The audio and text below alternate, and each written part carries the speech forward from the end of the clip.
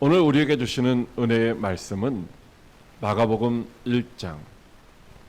예수님께서 가버나움 회당에 이제 더러운 귀신을 꽂으신 그 사건과, 그리고 마가복음 11장에 예수님께서 나귀를 타시고 예루살렘에 입성하신 사건입니다. 언뜻 보면 이 두 본문의 말씀은 서로 관련이 없는 것 같지만은 실상은 하나의 진리를 보여주는 말씀입니다. 이 두 본문은 말씀 한마디로 어둠의 세력을 굴복시키셨던 그 예수님께서 이제는 스스로 십자가에 자기 자신을 내어주시기 위하여 겸손히 나귀를 타고 예루살렘에 들어가시는 모습입니다.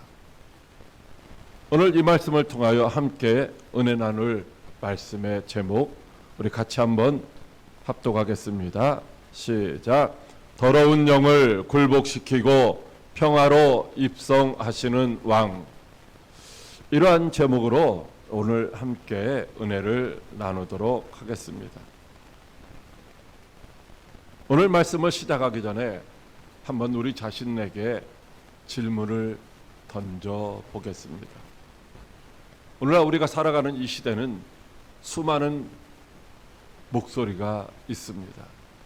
SNS를 통해서도, 뉴스를 통해서도, 광고를 통해서도 우리가 원치 않지만 수많은 목소리가 우리 가운데 넘쳐나고 있습니다. 그런데 그런 수많은 목소리들 중에 정말로 우리의 삶을 바꾸는 힘 있는 말씀, 즉 진짜 권위 있는 말씀은 찾아보기가 어렵다는 것입니다. 험담하고 비방하고 무시하고 하는 이런 이제 조롱과 가짜가 섞여서 있는 말들이 많습니다. 우리 자신도 우리가 하는 그 말을 한번 생각해 보십시오. 우리가 다짐합니다. 연초가 되면 그렇게 우리는 하죠. 그리고 또 수없이 다짐을 합니다. 그러나 그런 말이 어떻게 됩니까? 작심삼일로 끝나는 경우가 너무나도 비일비재하다라고 하는 것입니다. 우리들에게는 아무리 다짐을 하고 작정을 해도 이제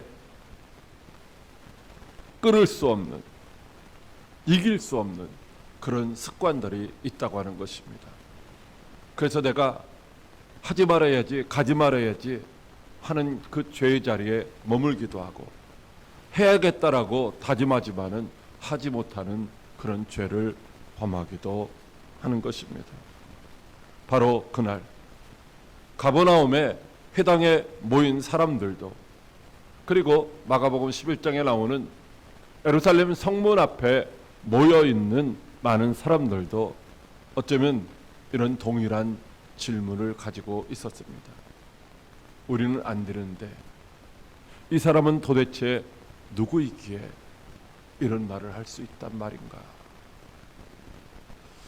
사랑하는 광역교회 성도 여러분, 이 사람이 도대체 누구일까요? 이분이 누구실까요? 오늘 우리는 함께 나누는 말씀을 통하여 이 질문에 해답을 함께 찾아보려고 합니다. 먼저 마가복음 1장 21절 말씀 같이 합독을 하겠습니다. 시작. 그들이 가버나움에 들어가니라. 예수께서 곧 안식일에 회당에 들어가 가르치시매. 아멘. 예수님께서 공생의 사역에 첫 사역지가 어디였습니까? 바로 갈릴리의 가버나움이었던 것입니다. 예수님이 그 화려한 공생애를 시작하시면서 예루살렘 성전에서 수많은 사람들이 모여있는 그런 도시에서 시작하신 것이 아니라는 것입니다. 갈릴리의 호숫가에 있는 작은 마을 가버나움이었던 것입니다. 안식일이 되어서 사람들은 늘 하던 대로 그곳에 모였습니다. 매주 반복되어질 그런 익숙한 예배의 자리였던 것입니다. 오늘 우리가 매 주일날 이제 나와서 예배를 드리는 그런 모습이었던 것이죠. 어느 때와 다름없이 이제 서기관들의 가르침을 받는 것이 그들의 늘 있었던 일인 것입니다. 그런데 그날만큼은 그곳의 분위기가 사뭇 달랐습니다. 왜냐하면 그곳에는 이제 알 수 없는 낯선 권위를 가진 한 분이 그 자리에 서 계셨기 때문인 것입니다. 마가복음 1장 22절 말씀에 이렇게 말씀하고 있죠. 같이 한번 합독하겠습니다. 시작. 무사람이 그의 교훈에 놀라니 이는 그가 가르치시는 것이 권위 있는 자와 같고 서기관들과 같지 아니함일러라. 아멘. 그가, 즉 예수님이 가르치시는 것이 권위가 있었다라고 말씀하고 있는 것이죠.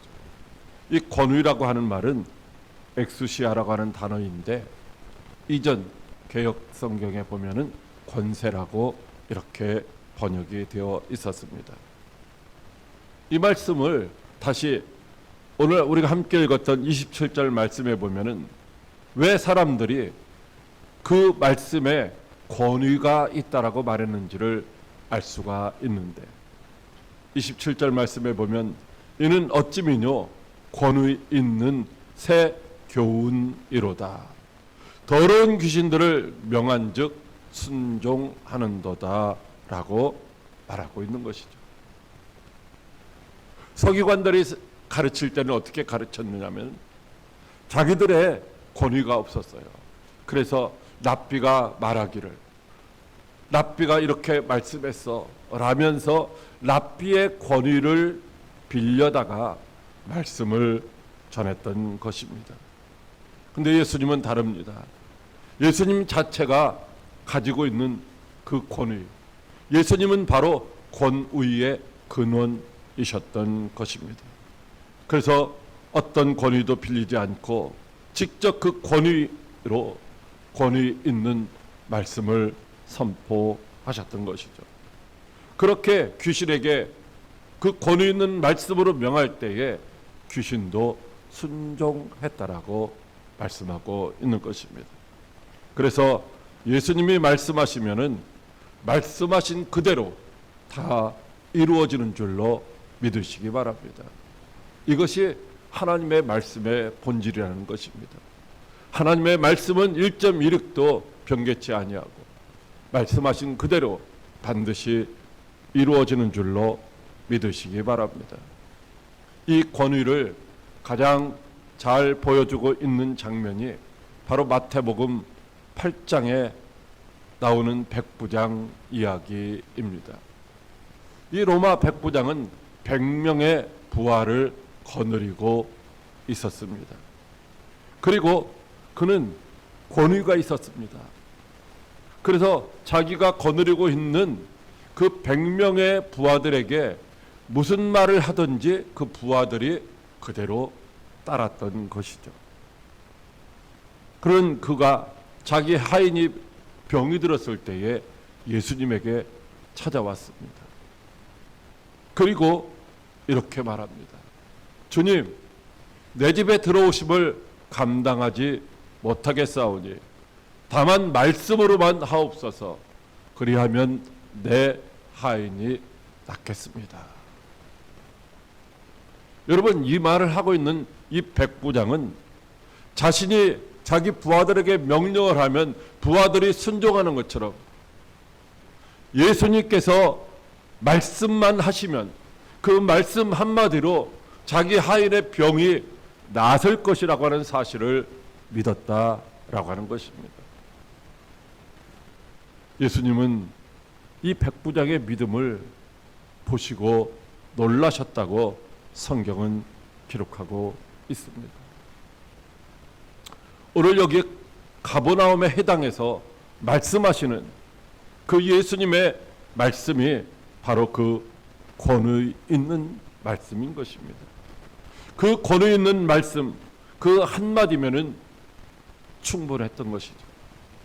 어쩌면 오늘 저와 여러분의 삶의 여정 속에서도 바로 이런 권위 있는 말씀이 필요한 줄로 믿으시기 바랍니다. 다시 가버나움의 현장으로 가보도록 하겠습니다. 오늘 마가복음 1장 23절로 26절은 이렇게 말씀하고 있습니다. 같이 합독합니다. 시작. 마침 그들의 회당에 더러운 귀신 들린 사람이 있어 소리질러 이르되 나사렛 예수여 우리가 당신과 무슨 상관이 있나이까? 우리를 멸하려 왔나이까? 나는 당신이 누구인 줄 아노니 하나님의 거룩한 자니이다. 예수께서 꾸짖어 이르시되 잠잠하고 그 사람에게서 나오라 하시니 더러운 귀신이 그 사람에게서 경련을 일으키고 큰 소리를 지르며 나오는지라. 아멘. 여러분, 예수님이 계셨던 그 회당에 더러운 귀신 들린 사람이 있었던 것입니다. 하나님 앞에 예배드리는 그 거룩한 자리, 거기에 어둠이 숨어 있었던 것입니다. 아무도 눈치채지 못했지만 예수님이 말씀을 시작하자 이제 그 귀신이 반응하기 시작했던 것입니다. 나사렛 예수여, 우리가 당신과 무슨 상관이 있길래 우리를 멸하러 왔습니까? 나는 당신이 누구신 줄 아는데 당신은 하나님의 거룩한 자니이다. 여러분, 사람들은 예수님이 누구신지 몰랐는데 귀신은 예수님이 하나님의 거룩한 자라는 사실을 알고 있었던 것이죠.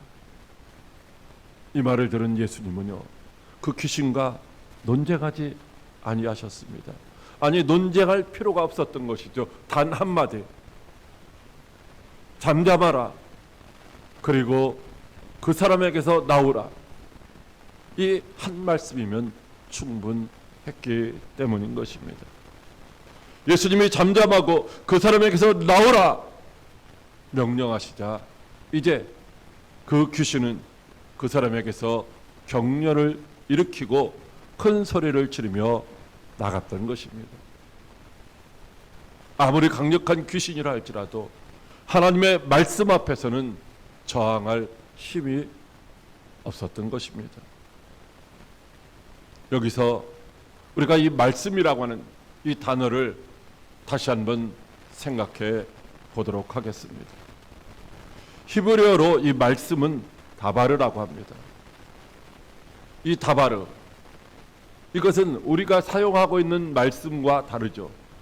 즉 헬라의 문화 속에서 헬라어로 표현되는 로고스라고 하는 단어하고는 다르다는 것입니다. 로고스는 말 혹은 개념을 의미하고 있다고 한다면은 이 히브리 사고로 말하고 있는 이 다바르 말씀은 어떤 것이냐? 바로 그 말씀이 그냥 단순한 소리가 아니라 그 말씀 자체가 힘이 되고 그 말씀이 사건을 이루는 것이다 라고 하는 것입니다. 창세기 1장에 바로 이 원리에 의해서 하나님께서 빛이 있으라 말씀하실 때 바로 빛이 있었던 것입니다. 빛이 있으라 말씀을 하시니까 어떻게 해요? 즉각적으로 순종해서 빛이 있었다라고 하는 것입니다. 말씀 한마디에 그 당시에 있었던 혼돈과 공허, 이 무질서한 상황이 질서 있는 상황으로 순식간에 재편되었던 것입니다. 바로 가버나움 회당에서 일어난 일도 이와 똑같다는 것입니다. 창조 때 역사하셨던 그 말씀이 바로 가버나움 회당에서 귀신에게 명하시니까 그것이 이제 그대로 떠나감으로 말미암아 혼돈과 공허의 상태를 질서 있는 상태로 바꾸어 놓았던 것입니다. 요한복음 1장 1절에서 예수님이 바로 그 태초의 말씀이라고 말씀하시고 있습니다. 요한복음 1장 1절에 태초에 말씀이 계시니라. 이 말씀이 하나님과 함께 계셨으니 이 말씀이 곧 하나님이시니라. 아멘.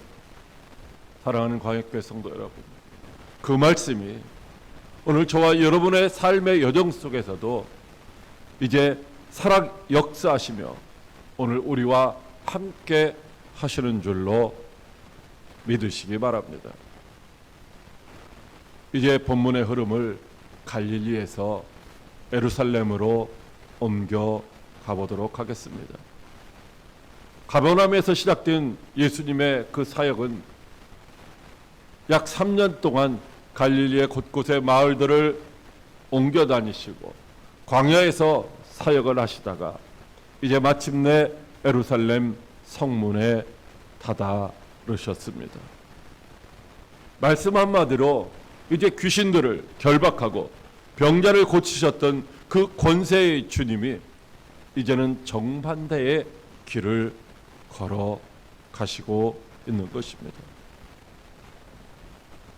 권세를 앞세워서 명령하시는 것이 아니라 자기 자신을 이제 하나님과 인간을 화목하게 하시기 위한 화목의 제물로 십자가에 내어주시기 위하여 예루살렘으로 걸어 들어가시는 것입니다.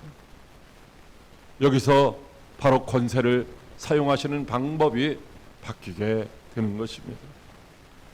가버나움에서는 이제 정복하듯이 명령을 하셨다고 한다면 이제 예루살렘에서는 정복이 아니라 겸손으로, 심판이 아니라 평화로 들어가고 계신 것입니다. 어떻게 이런 극적인 반전을 이루어 가시는 것일까요? 우리 다음 말씀을 한번 들어보도록 하겠습니다. 마가복음 11장 1절로 11절의 말씀의 배경이 되는 말씀, 바로 스가랴서 9장 9절 말씀입니다. 같이 합독합니다. 시작. 내 왕이 내게 임하시나니 그는 공의로우시며 구원을 베푸시며 겸손하여서 나귀를 타시나니 나귀의 작은 것 곧 나귀 새끼니라. 아멘. 예수님이 예루살렘에 입성하실 때에, 예루살렘 가까이 오셨을 때에 이제 벳바가와 베다니에 이르러 제자들에게 말씀하십니다. 가서 나귀 새끼를 끌고 와라 라고 하는 것입니다. 왜 이유 없이 예수님께서 예루살렘에 입성하시면서 나귀를, 그것도 나귀 새끼를, 그것도 주인이 있는 나귀 새끼를 예수님이 쓰시겠다며 끌고 오라고 말씀을 하셨을까요? 이것은 갑자기 생각나서 즉흥적으로 하신 것이 아니라 바로 스가랴 선지자를 통하여 약 500년 전에 하셨던 그 말씀을 정확하게 이루려고 그렇게 행하신 줄로 믿으시기 바랍니다. 선지자들을 통하여 하나님께서 말씀하게 하신 것들은 반드시 그대로 이루어진다는 사실을 오늘 보여주시고 있는 것이죠. 예루살렘은 왕으로 예루살렘에 입성을 하시는 것입니다. 근데 그 왕이 왕으로서 입성하실 때에 백마를 타고 군마를 타고 혹은 전차를 타고 입성하시는 것이 아니라 어린 나귀 새끼 한 마리를 타고 입성을 하고 계십니다. 왜 백마를 타고 군마를 타고 입성하시는 것이 아니라 나귀 새끼를 타고 입성을 하셨을까요? 여러분, 고대 사이에서 전쟁 때는 이런 말을 탔습니다. 군마를 탔죠. 그러나 평화의 때에는 전혀 말을 타고 다니지를 않고 이제 나귀를 탔던 것입니다. 원래 이스라엘에는 말이 없어요. 나중에 솔로몬이 이제 애굽이나 다른 나라에서 말들을 많이 수입을 해왔을 뿐입니다. 즉 병거와 군마는 정복과 힘의 상징이지만 예수님이 이제 어린 나귀를 타고 입성하시는 것은 예수님이 무력으로 전쟁을 통해서 이제 그것을 정복하시려는 것이 아니라 겸손한 모습으로 평화의 왕으로 오시고 있다는 사실을 몸소 보여주시고 있는 것입니다. 스가랴서 9장 9절 말씀에 겸손하여서라고 말씀하시고 있는데, 이 겸손하여서 히브리어 원어는 아니입니다. 이 겸손하다는 말은 약하다는 말이 아닙니다. 이 겸손하다는 말은 자기 자신을 하나님 앞에 온전히 드린다는 말씀입니다. 자기 힘으로, 자기 능력으로 무엇을 하는 것이 아니라 하나님을 전적으로 신뢰하고 의지하는 자를 바로 겸손하다라고 하는 것입니다. 우리는 그냥 내가 무엇인가를 이제 약해서 할 수 없다고 말할 때에 겸손하시네요, 이렇게 말을 하는데, 이것은 겸손이 아니라는 거예요. 하나님의 말씀을 전적으로 신뢰하고 그 말씀에 전적으로 의지하고 순종하는 태도가 바로 겸손이라고 하는 것입니다. 그러니까 예수님의 겸손은 나약한 것이 아니라 자기 자신을 하나님의 뜻에, 하나님의 말씀에 전적으로 내어드리는 능동적인 순종의 모습이었다라고 하는 것입니다. 예수님이 나귀를 타고 예루살렘에 입성하시자 수많은 무리들이 이제 자기들의 겉옷을 펴고, 또 어떤 이들은 나무를 벼서 길에 깔면서 이렇게 소리를 지르고 있습니다. 우리 같이 한번 합독하겠습니다. 시작. 호산나, 찬송하리로다. 다윗의 이름으로 오시는 이여 찬송하리로다. 오늘 우리 조상 다윗의 나라여 가장 높은 곳에서 호산나 하더라. 아멘. 여러분, 호산나가 무엇입니까? 호산나는 원래 시편 118편에서 나온 말씀인데, 이 호산나는 이제 구원하소서라고 하는 말입니다. 사람들은 그 순간 이제 예루살렘에 나귀를 타고 입성하시는 예수님이 그 로마의 압제로부터 자기 자신을 구원해 줄 정치적인 메시아로 그렇게 받아들였던 것입니다. 그래서 우리를 이 로마의 압제로부터, 이 핍박으로부터 우리를 구원하소서, 구원하소서라고 외치고 있었던 것입니다. 특별히 다윗과 같은 왕권을 가지고 용맹스럽게 군사적인 힘을 가지고 자기들을 구원해달라고 외쳤던 것이죠. 그러나 예수님은 전혀 다른 구원의 방법을 가지고 오셨던 것입니다. 그 길의 끝은 왕자가 아니라 바로 십자가였던 것입니다. 예루살렘에 입성하시는 예수님의 그 모습은 대관식을 위하여 입성하시는 것이 아니라 스스로 십자가의 제물이 되기 위한 어린 양의 행진이었던 것입니다. 사랑하는 광역교회 성도 여러분, 이때의 이 예수님의 모습을 뭐라고 표현하고 있습니까? 스가랴서 9장 9절 말씀을 다시 한번 살펴보면, 그는 바로 이제 공의로우신 왕으로, 구원을 베푸시는 왕으로, 겸손하신 왕으로 입성을 하셨던 것입니다. 여러분, 세상의 권력은 이 세 가지를 동시에 가질 수가 없다는 것입니다. 공의를 앞세우면 자비가 사라지게 되고, 힘을 앞세우면 겸손할 수가 없는 것이죠. 그런데 예수님은 이 세 가지의 그 권위를 다 가지고 오셨습니다. 이때 이 모습을 신학자들은 이렇게 표현을 하고 있습니다. 이스라엘 백성들이 애굽에서 종살이하다가 출애굽할 때에 하나님께서 모세를 통하여 어린 양을 준비하여 그것을 잡아서 문설주와 임방에 그것을 잡아 먹고 피를 바르라고 말씀하실 때에 그 양을 언제 준비했느냐? 바로 니산월 즉 1월 10일 날 준비하게 하셨죠. 그리고 14일 날 이제 그것을 잡아서 먹는 유월절을 지키게 하셨던 것입니다. 오늘 그 예수님이 주일에 예루살렘에 입성하시는 그 예수님이 바로 그렇게 준비된 유월절 어린 양이라고 묵상들을 하고 있는 것입니다. 가버나움 회당에서 권위 있는 말씀으로 귀신을 내쫓았던 그 권능의 손이 이제는 십자가에서 못 박힌 손으로 이제 예루살렘을 향하여 들어가고 계셨던 것입니다.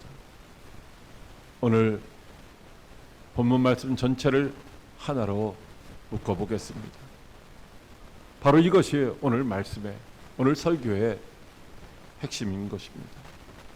가버나움에서 예수님은 말씀 한마디로 어둠을 굴복시키는 권세 있는 분이셨습니다. 그런데 예루살렘에서 그 동일한 예수님은 바로 그 권세를 다 내려놓으시고 겸손하게 나귀를 타시고 십자가를 향하여 걸어가셨던 것입니다. 언뜻 보면 마가복음 1장에 있는 말씀과 이 나귀를 타고 예루살렘 성에 입성하시는 말씀이 관계가 없는 것 같이 보이지만 실제로는 이 둘이 하나라고 하는 것입니다. 권세, 권위, 힘이라고 하는 것이 무엇일까요? 여러분, 힘이라고 하는 것은 내가 힘이 있다고, 내가 권세가 있다고, 내가 권위가 있다라고 과시할 때에 그 힘이 나타나는 것이 아니라는 것입니다.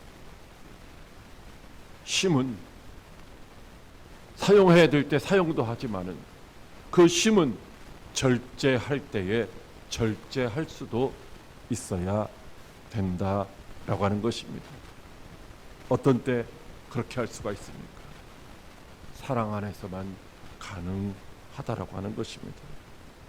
귀신을 꽂으신 그 권세와 십자가를 향하여 걸어가셨던 그 주님의 겸손의 모습은 이제 다른 능력이 아니라 사랑 안에서 행하신 하나의 능력, 하나의 권위이셨던 것입니다. 그가 가버나움에서 굴복시킨 그 어둠의 권세는 결국 예루살렘에서 예수님께서 십자가에 못 박혀 죽으시고 그 사망 권세를 이기시고 다시 살아나시는 부활을 통하여 하나님께서 창세기 3장 15절에서 말씀하신 대로 사단의 권세를 완전히 그리고 영원히 깨트려 주신 줄로 믿으시기 바랍니다. 이제 오늘 말씀을 우리의 삶에 어떻게 적용시켜야 할까요? 우리 이 시간 세 가지를 한번 나눠보도록 하겠습니다. 지금 저와 여러분의 마음속에 굴복하지 않는 그런 어둠은 없습니까? 내가 다짐하고 결단하는데도 여전히 번번이 작심삼일로 끝나고 이루어지지 않는 그런 허무한 말들, 때로는 옳은 종득과 벗어날 수 없는 습관 혹은 용서하지 못하는 이런 마음, 이길 수 없는 두려움, 이런 것들은 없습니까? 우리는 이런 것들을 극복해 보려고, 아니 이런 것들을 이루어 보려고 수없이 다짐하고 결단합니다. 그러나 우리의 의지로는 이런 것들을 이룰 수가 없다는 것입니다.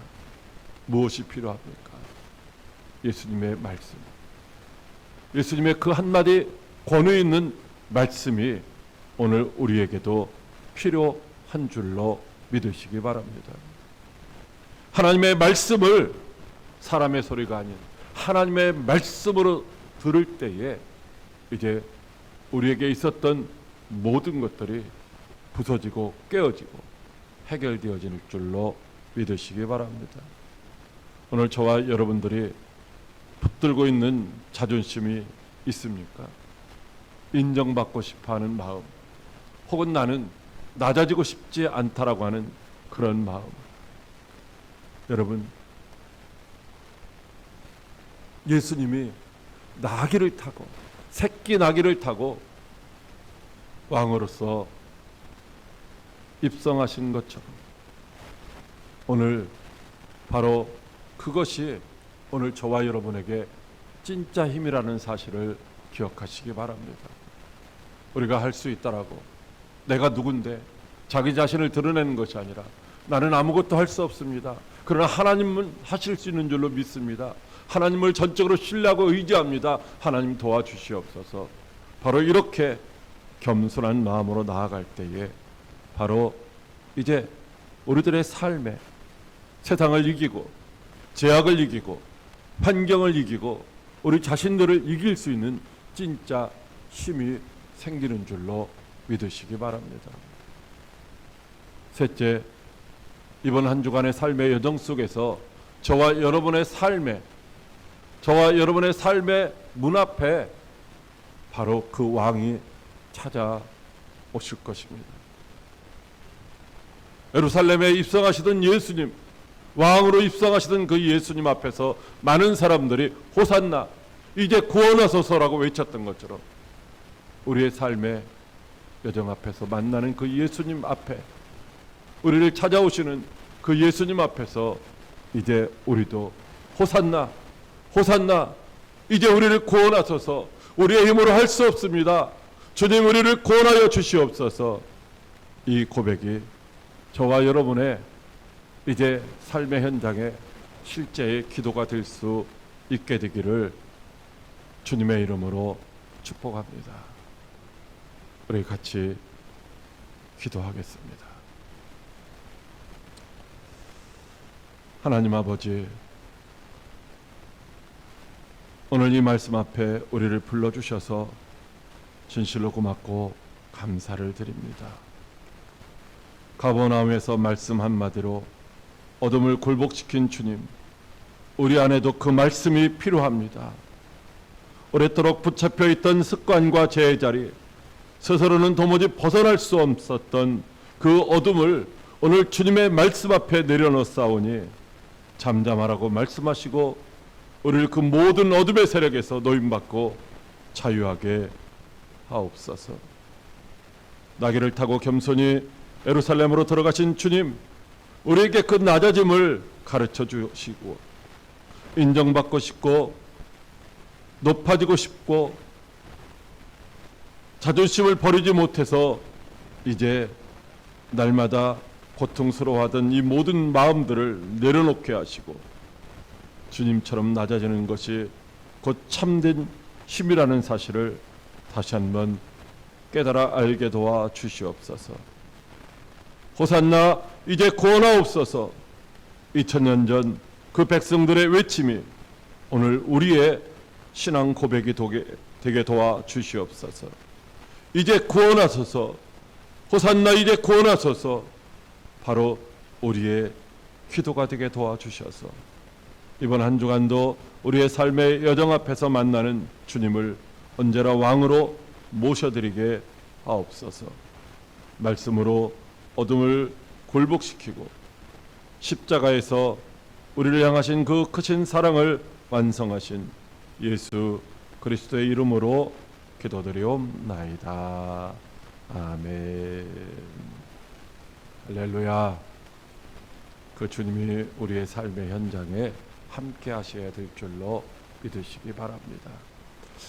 우리 마라나타 찬양을 같이 드리도록 하겠습니다.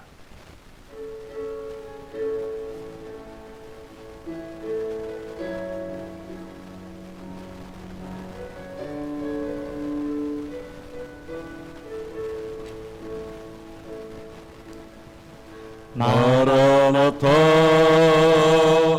주 예수